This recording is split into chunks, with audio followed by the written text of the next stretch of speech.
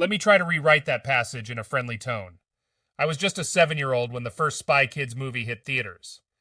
It became a big part of my childhood, with Happy Meal toys, TV ads, and classmates showing off their cool spy gear. Those movies were wild and exciting, with futuristic adventures and over-the-top stakes. As a kid, Spy Kids was the ultimate fantasy, with awesome gadgets and super cool spy parents played by Antonio Banderas and Carla Gugino. Now Netflix has brought back the Spy Kids franchise with Spy Kids, Armageddon, directed by the original writer-director Robert Rodriguez. This reboot knows exactly how to tap into our nostalgic feelings, even if it doesn't always hit the mark. But that's okay, because just like the original, this 94-minute film is meant for kids. The main heroes now are Tony and Patty Tango Torres, played by Connor Esterson and Everly Carganilla, who find themselves facing world-threatening situations. The adults, especially the bumbling OSS spy group, take a back seat this time. The reboot, like the original, is set in Austin, Texas, where the Tango Torres family lives a seemingly ordinary life in a house filled with high-tech devices. Little do their children know, their parents Terrence, played by Zachary Levi, and Nora, played by Gina Rodriguez, are actually secret super spies in possession of the Armageddon code, a powerful tool that can hack into any device in the world. Tony and Patty just want to play video games, but their dad has strict rules about technology.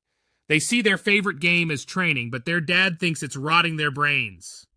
One fun nod for adults is the character of the King, a tech baron who is power-hungry and reminiscent of Elon Musk. Played by Billy Magnuson, the King wants the Armageddon code to force everyone and everything to play video games. Tony and Patty, being experts at both video games and secret codes, become the heroes who can stop the King and his army of robot video game villains.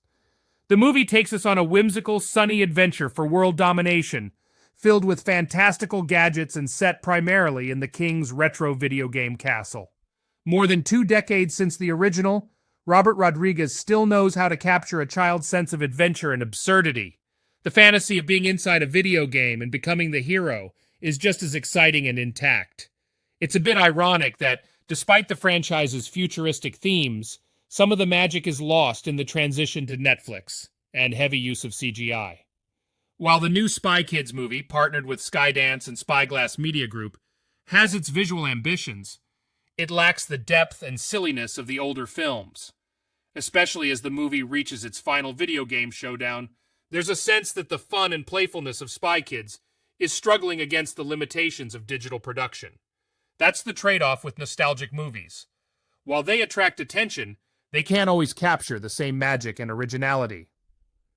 Still, Spy Kids. Armageddon reminded me of the pure joy of childhood, and the kids who will undoubtedly enjoy this movie.